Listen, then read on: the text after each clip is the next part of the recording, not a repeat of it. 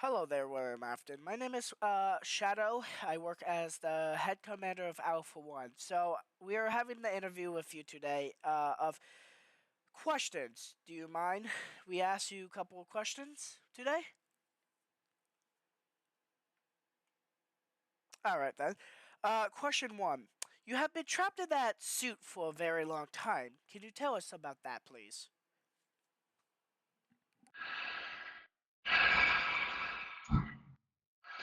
After enough years, time stops behaving like time.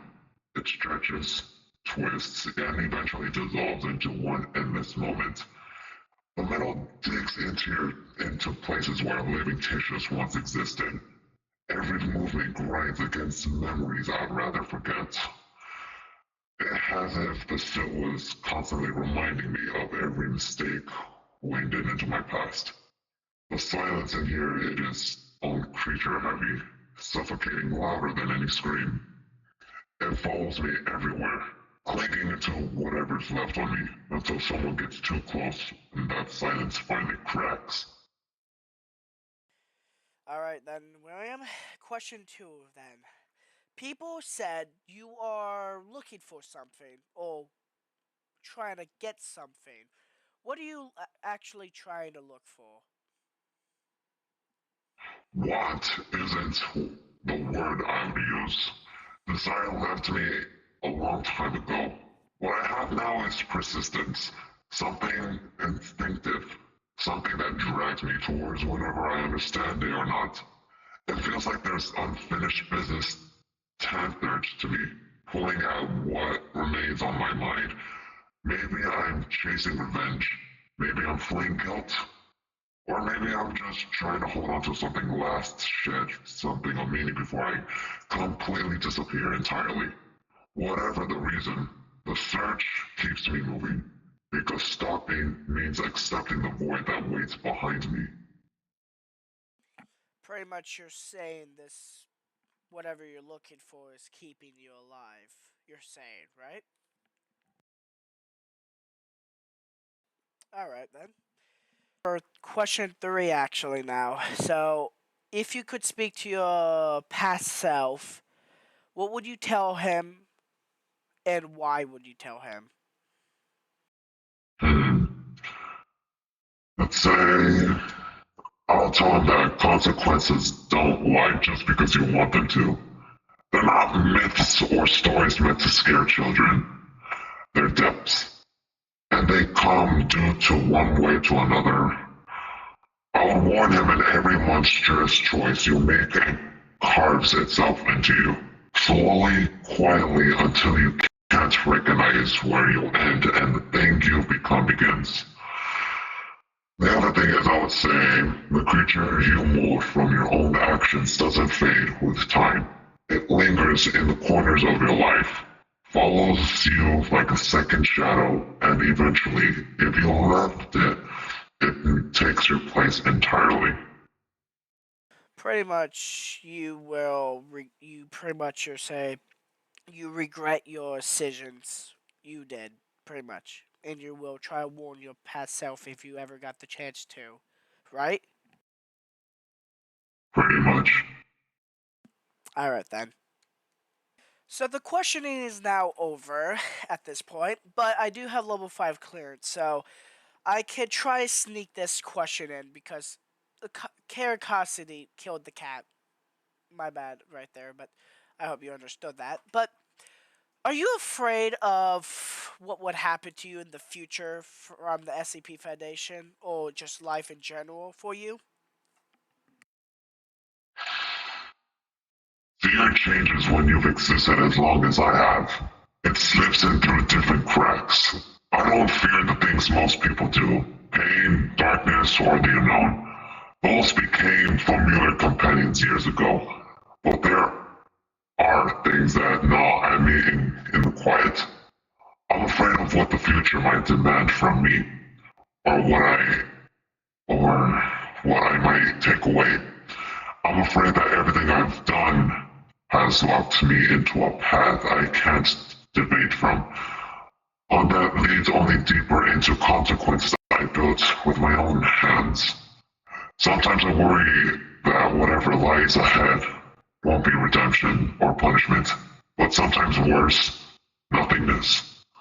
A future where I keep moving, keep searching, with no end and no meaning left to find. Other times I fear the opposite, that the future does hold something onto me, and that when it arrives, I won't be ready for what it requires. There's a certain terror in knowing the future is coming whenever I want it or not. So you were talking about something about you living forever. I feel your pain. I'm in also that boat. A long time ago, some unknown object attacked me. I put my line to protect, and I'm in that boat with you. So I feel your pain right there.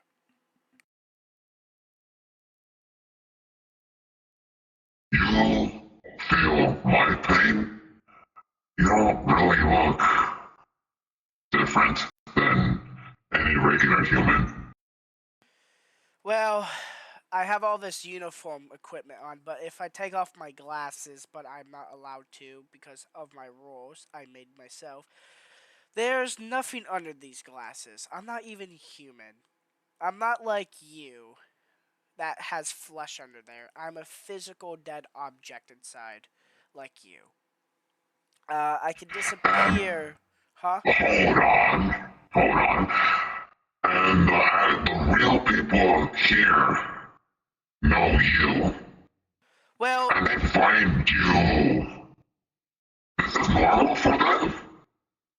no, all the ones who are under the clearance level of level 4, only the higher ups of level 5 are allowed to know this. This video is going only towards. Only they can know about this information. If you share any of what I said, you will be executed on the spot immediately. Do you understand what I'm trying to tell you? Yes. But I don't think killing me is gonna do anything. Well, it won't do anything probably, but we will not.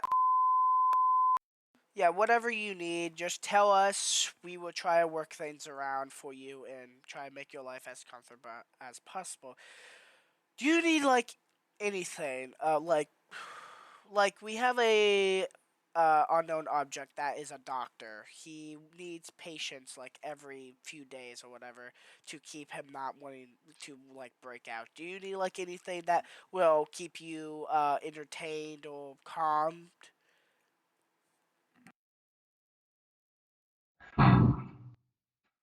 Probably, um, maybe an axe or a knife. Music box? Probably a music box. That would probably ease my temper. So we can't give you a actual sharp or a actual very. We can't give you a actual weapon. We could give you a I don't And know. why is that? Why Be, is it that not be, allowed? because here at the Foundation we don't want well, actually, we see you as a human. We won't call you a unknown object. We see you as a human still, but trapped in a robot body.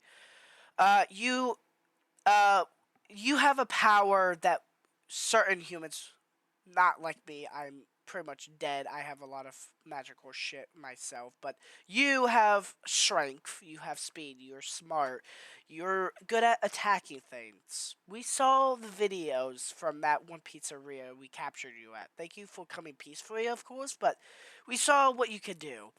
And we can't give you knives or a axe because we see what you can do, and we saw opportunity into you may have to be captured for your safety and other people's safety. So, It's not that serious, you know? You think I would do something like that? What if I decide I won't hurt you? What if that happens? Do you think you guys would well, actually let me have one? At least just well, one item. what would that one item be? Probably a knife. All right, we could try and work things around that, but we can't give you a sharp knife. We can give you a knife, but it can't be sharp, if that makes sense. Why not? We don't want you to Why? like get mad at a scientist that wants to come into the room, ask you more questions. These are not the only questions we are going to ask you, of course. These are just the basic higher ranking questions we want to get out of the way first. But we don't want you to get mad, pull out the knife wherever you can pull it from, and stab our man. So we Well, want. yeah, you can just give me the knife, like a not sharp knife. Then yeah, that could work.